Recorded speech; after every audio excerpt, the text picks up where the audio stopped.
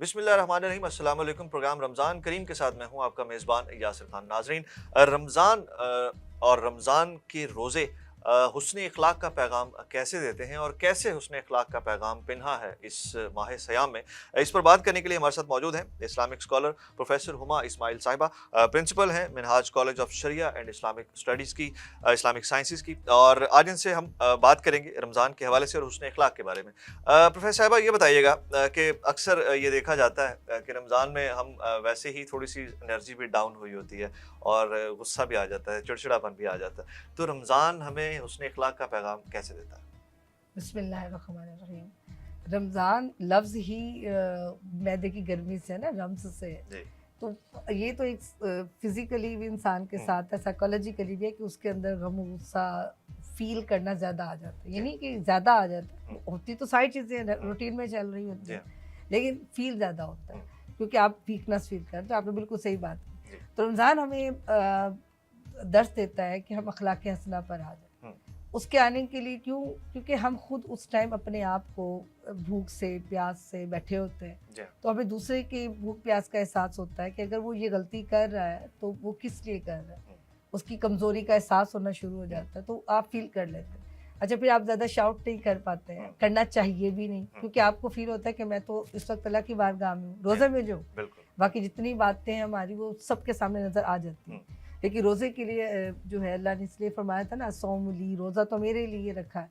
अब उस वक्त बंदा ना वही पूरा रोज़े का जो टाइम है वो अपने आप को महसूस करता है अल्लाह के सामने। इंसान जितना भी ज़्यादा करख्त भी हो, खुदा ना खासा बद अखलाकी पे लोग चले जाते हैं, जितने भी ज़्यादा हो, लेकिन जब देखता है ना कि मुझसे बड़ा मेरे साथ बैठा है, वो थोड़ा सा ना अपने अंदर नरमी लाता है। और यहाँ तो हम अल्लाह की बारगाह में होते हैं, हर वक्त महसूस कर रहे हैं मैं रोज़े में हूँ, तो बाकी तो कोई नहीं देख रहा, तो अपने अंदर नरमी को खुद ही ले आता है। इवन कि कोई आपके साथ बदमिजाजी करे भी तो आप कहते हैं मैं रोजे से हूँ, मैं रोजे से हूँ, मैं अब आपको क्या जवाब दूँ ना। फिर आप किसी को गुस्सा नहीं करते हैं, पेरेंट्स हैं, टीचर्स हैं, इवन कि हम खुद भी, हमारे जूनियर्स जो काम कर रहे होते हैं, मिस्टेक्स कर रहे होते हैं, तो हम भी आपस में देखते हैं अच्छा जी रोज़े में है तो इसलिए इससे मिस्टेक हो गया होगा।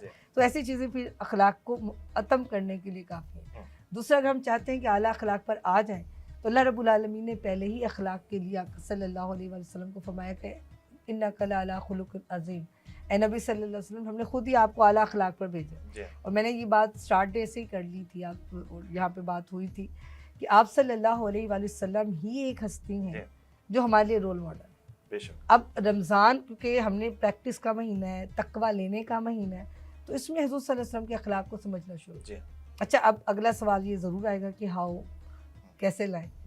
तो हुज़ूर सैयदी शेखुल इस्लाम डॉक्टर ताहिर काज़मी, उनकी एक बड़ी खूबसूरत किताब है हुस्न अमाल, उसमें उन्होंने ना ये बात लिखी है।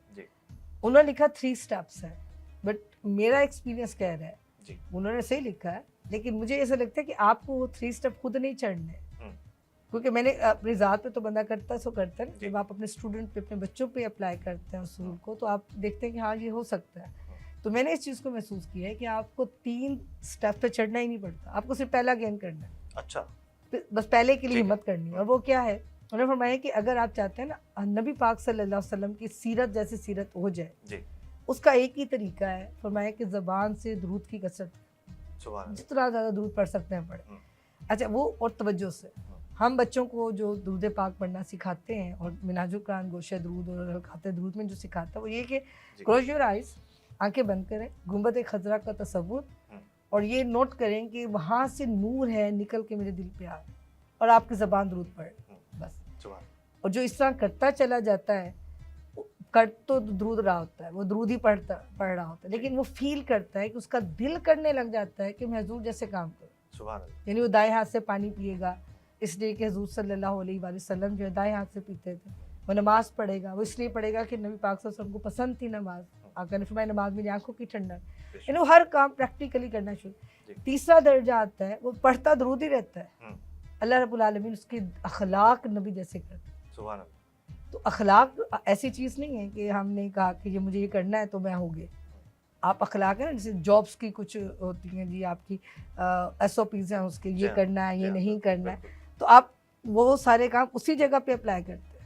जैसे कोविड की टाइम में SOPs थे, तो कोविड में तो हमने उन चीज़ों का लिहाज किया, उसके बाद नहीं किया। کیونکہ ہمیں پتہ ہے اب کووڈ کی پریشانی کم ہو گئی. ہاں. بالکل اسی طرح ہم لوگ رمضان مبارک میں یا ویسے روٹین میں ہم ان ایس او پیز کو رکھ لیتے ہیں, اس کے بعد بھول جاتے ہیں. ہاں.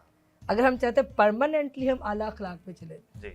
تو پھر ایک ہی ہستی ہیں جن کے بارے میں اللہ رب العالمین نے خود فرمایا کہ آپ صلی اللہ علیہ وآلہ وسلم کے لیے سورہ نجم پارٹ نمبر 27 میں کہ وما ينطق عن الهوى ان هو الا وحی یوحی, کہ وہ ہستی اپنی مرضی سے بولتی بھی نہیں ہے, وہ کچھ کہتے ہیں جو اللہ نے نازل کیا ہوتا ہے. سبحان اللہ. تو کیوں نہ ہم اپنے اخلاق حضور جیسے کریں, اور وہ ریسیو ہوتے ہیں, حاصل ہوتے ہیں. صرف ایک طریقہ ہے, درود پڑھیں. جی. میں نے جو ہمارے بچوں میں یہ چیز فیل کی وہ صرف ہم حلقات درود کرواتے ہیں ریگولر بیس پہ, اسکول میں بھی کالج میں بھی, کہ آپ نے صبح آتے ہی اسمبلی میں پہلے ہوتا ہے, سردیاں ہوں گرمیاں ہوں تو کچھ ٹائمنگ ایسی ہوتی ہے جو اسمبلی نہیں پاسبل, تو کلاس میں 10 منٹ درود پاک پڑھیں. اس دوران کی اٹینڈنس ہو رہی ہوتی ہے اور وہ توجہ سے درود پڑھتے ہیں.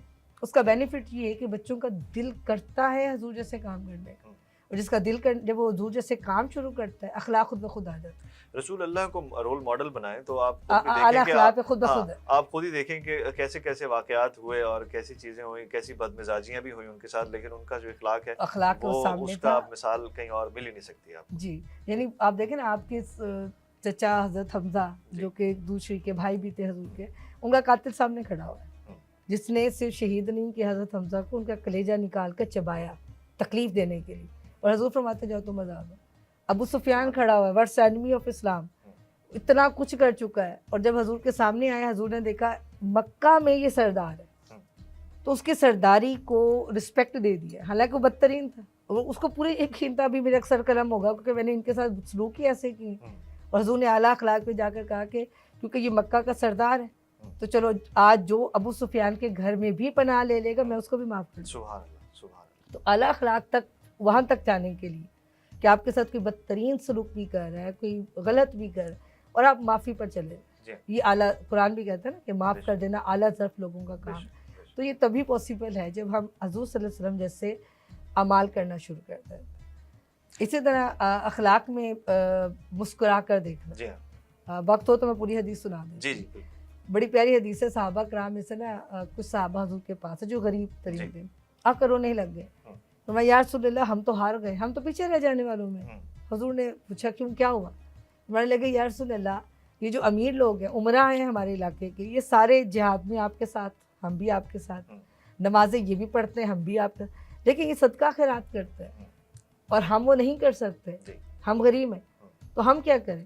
تو آقا صلی اللہ علیہ وآلہ وسلم نے فرمایا کہ نہیں, کسی کو مسکرا کر دیکھنا بھی صدقہ ہو جائے گا. سبحان اللہ. اب میرے پاس پیسہ نہیں ہے, جیسے ابھی رمضان مبارک ہے, لوگ غربا پہ راشن تقسیم کرتے ہیں, زکوٰۃ دے رہے ہوتے ہیں, اور بہت سارے افطاریاں کر, اور کوئی ایسا ہے جس کو لگتا ہے کہ میرے پاس تو یہ چیزیں نہیں ہیں, میں نہیں کر سکتا.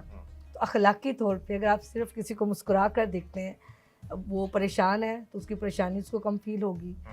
ویسے کوئی یعنی غصہ ہے آپ کو, اسٹریس ریلیز ہوگا, آپ کو اتنا ہی اجر نصیب ہوا جیسے کسی نے 1 لاکھ روپے اللہ کی راہ میں خرچ کیا اور آپ نے پیور نیت کے ساتھ مسکرا کر دیکھا. اور یہ اخلاق میں سے کسی کو سلامتی کی دعا دے دی, حضور نے فرمایا میں نے اس کے لیے جنت جائز کروا دی, واجب کروا دی. تو اس طرح کی چیزیں اخلاق اسرا میں لانا ضروری ہے, اور رمضان ہمارے لیے ایک پلیٹ فارم دیتا ہے, ایک جگہ دیتا ہے کہ آپ یہ سارا کام اس مہینے کے اندر پریکٹس میں لیں. بہت شکریہ. رمضان ہمیں یہ پیغام بھی دیتا ہے اور ہمارے لیے ایک پریکٹس کا ٹائم بھی ہے تمام سال حسن اخلاق کے لیے. اور اس کے ساتھ ہی اجازت دیجیے, کل آپ کی خدمت میں ایک نئے عنوان کے ساتھ حاضر ہوں گے. اللہ حافظ.